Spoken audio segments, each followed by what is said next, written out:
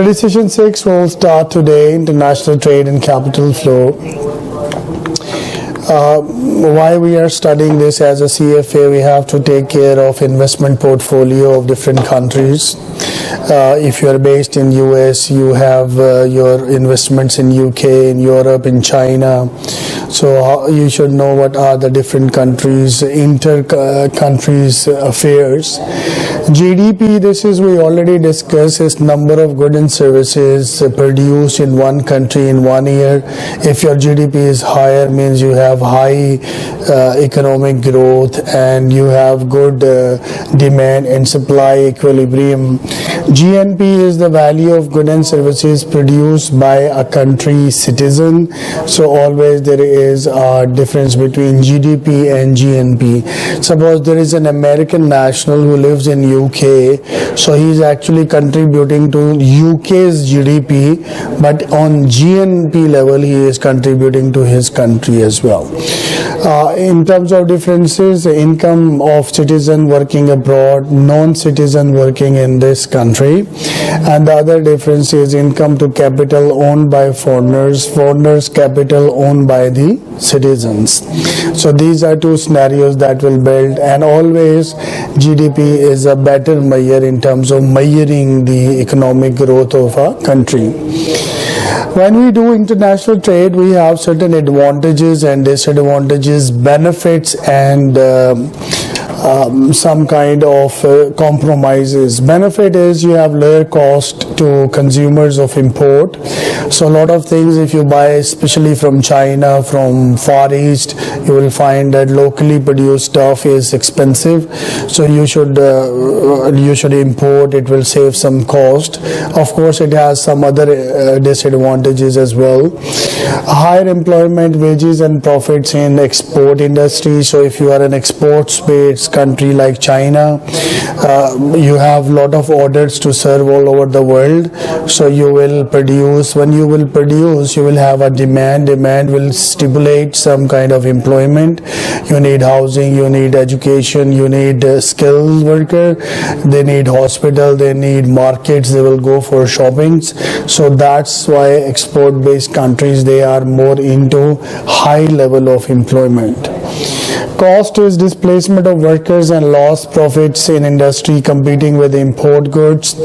So if you are an export-based country, you are just exporting, you will see on one hand it's very good for you because a lot of money is coming in your country, but on the other hand, importing country is on the losing hand. If it is not that way, they have planned properly the balance of import and export. That is the day of discussion that we have to see that how to control the stuff. If in a country you will try to produce everything, some things you will be an expert of, but few things you are not expert, you are not specialized, so you will get more cost of goods sold. So he says that you should always see your absolute or comparative advantages. How it works, absolute advantage refer to the lower cost in terms of resources.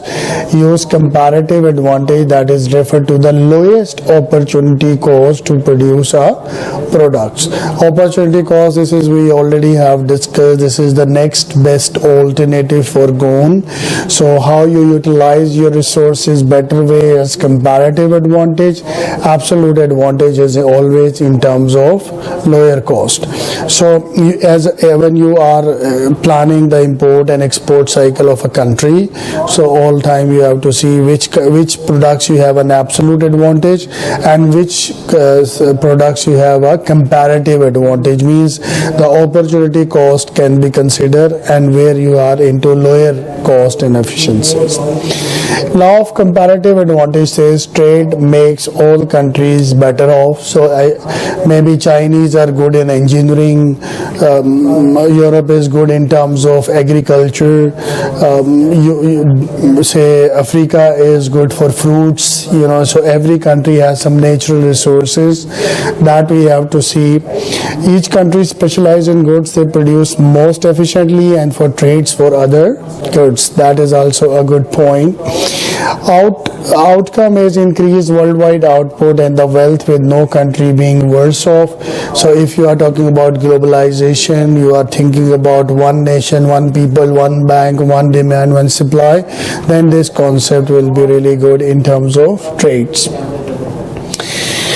We have one example for comparative advantage. This analysis was first published by David Ricardo in 1817. He used the example of this.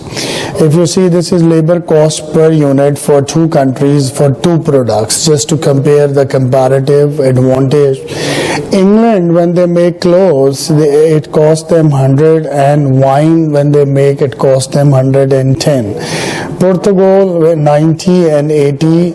So if you compare these two, here the cost of cloth is less in Portugal, right? And the cost of wine is also less in terms of in comparative of the England. So he says the cost of labor to produce 1 unit of cloth and 1 unit of wine for both countries is this way.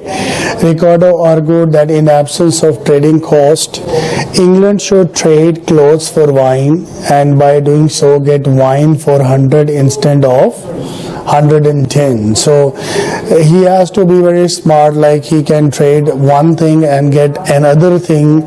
For example, if I'm England, I have if I buy here wine from Portugal and I will focus myself on clothes, it will be a benefit for my economy because I will get a comparative advantage. So this is the same as I showed you. Let's move forward. We have production possibility frontiers. What is that curve?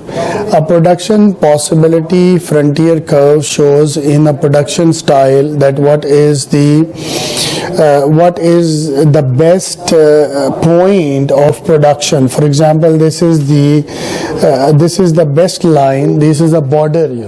As a country, we have to define what is our limit. So this is our limit as a curve. Anything inside means we have underproduction. Anything above is you will be having an excess production. So when we compare about trade, import and export, production possibility curve is really important to understand. We have to see that what are the gains for trade for the economy in terms of one country and other country, because just we discuss about comparative and absolute advantage. So how it is going to do is you have machinery, food with trade and without trade, means two countries, so they will see the result when they are importing and exporting, and two countries when they are not importing and exporting, they are doing by their own self. So just for example, he took machinery without trade 18 million, 7 million, and total is 25. Food is this way. With trade, you have a volume of 20 million. Food, you have a volume of 6 million. Okay, because you have to see that which product you expertise in. For example, one country good in engineering, they should focus on engineering, and if they are not good in food, so they should try to import from that country where they are good in food. This is so you can see that with trade, your total volume for machinery has increased because you are renowned as a manufacturer. People like you. Suppose you are made in the USA and people are buying all over the world because you are specializing, so trade volume has increased. And in terms of food, you can see you are almost matching the same needs because the total of these two countries are always same. In terms of model of trades, we have different model of trade. One is the Recordian model. Ricardo is economist. He says that labor in economics when we study economics, that there are 4 factors of production. Means everything that we do, we need labor, we need the capital, we need land, and we need a mind that is called entrepreneur who will capitalize all this stuff, right? So according to Recordian model, he says that labor is only the factor of production, right? He don't consider other factor of production. So comparative advantage depends on relative labor productivity for different goods. In terms of Hacker model, he said that 2 factor of production like capital and labor. So full economics says 4 factor of production, but every school of thought consider their specific in economic model. So for HO model we have 2 factors, for Recordian model we have 1 factor. Under the HO model, there is a redistribution of wealth between 2 factors of production due to international trade. So what you have as a money and labor, you will invest, people will get the wages, and this will go on cross level. So this is 2 factor of production due to the international trade. If you have trade, you will have more manufacturing, you will have more labor employed, so you will have more money coming into. That is the advantage of international trade, that your market demand, your demand of country become a global demand curve. If you are suppose KFC, McDonald's, Pizza Hut, they are not only producing for US, they are producing for the whole of the world, because they have become a global demand. So if you see from engineering point of view, from other point of view, there are countries, they have a brand, for example Samsung, Apple, that is produced somewhere in other country, that is packed in some other country. So which country is giving you a relative or absolute advantage? You are going for the further investments and using of capital. Price of more abundant resources will increase if we will use this model, and the result in the wealth transfer with the country from a scarce resources to abundant resources. This will be the effect of the trade itself. Let's talk about trade restrictions. It's very important. Nowadays in EU we have a crisis called as refugee crisis. That there are a lot of inflows. How to handle this? Some countries says they are not going to handle. Some countries says we will handle. Right? So, but this is, we know that if there are a lot of people will come in the economy, you don't have enough resources, you don't have planning, it will be a problem. So for that we have to protect ourselves through putting trade restrictions.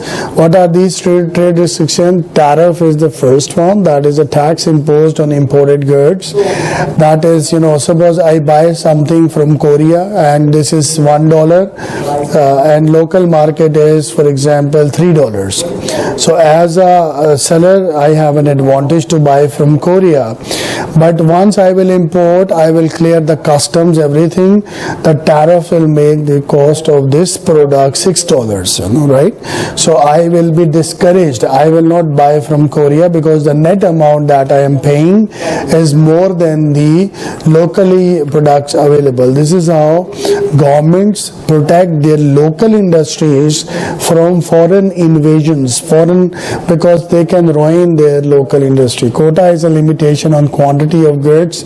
Export subsidies are payments. So government gives subsidies, for example taxes, low taxes, free electricity, and somehow other reliefs in terms of raw material discounts. Minimum domestic content specify required proportion of the product content to be secured domestically. So we want to domestically protect our infant or a new industry which cannot compete. For example, you cannot compete Pizza Hut if if you are a small manufacturer in any country, because their marketing economies, their capital, their other human expertise, technical expertise are really big. So if you are a local manufacturer of pizza, you will close if they will come in the market, right? So when you will close, okay, multinational companies, they have a brand, but they use the local resources. For example, they will hire the local people, they will hire the local raw materials.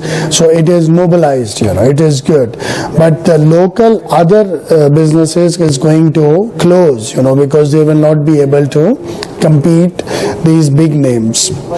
When we do voluntarily export restraint, means sometimes two country friendly way, they sit together and they say, look, we are a small country, you are a big country, so your export or to our country is harming our industry, so you should not do this, and we will agree that you will not sell in this country. That is the voluntary export restraints. In terms of capital restrictions, what is capital restriction? Suppose the big countries, they have big money. If they will start injecting in other countries, so this country will be monopolized by their money, right? So every country try to protect the local industry from capital injections. Means you cannot transfer a certain amount of dollars in Nigeria, for example, because that is, and even they cannot send a certain amount out of Nigeria for buying certain goods. Nigeria is just an example. There are other countries. Restriction on flow of capital, outreach prohibitions, corrective taxation. You will try to put some taxations. Restriction on the repatriations. Restriction decrease economic welfares. And short-term benefit for developing countries will reduce volatile capital inflows and outflow. So if you're a small country, you have a stock exchange, big countries or big groups will start injecting, buying the shares, will monopolize the markets. So that will not be in the interest of the country itself. That's why they will put certain capital flows. Long-term cost of isolation from global capital market you have to pay. Those people who are part of global community like EU or NATO or some other, ASEAN or NAFTA, they get a trade benefit from each country.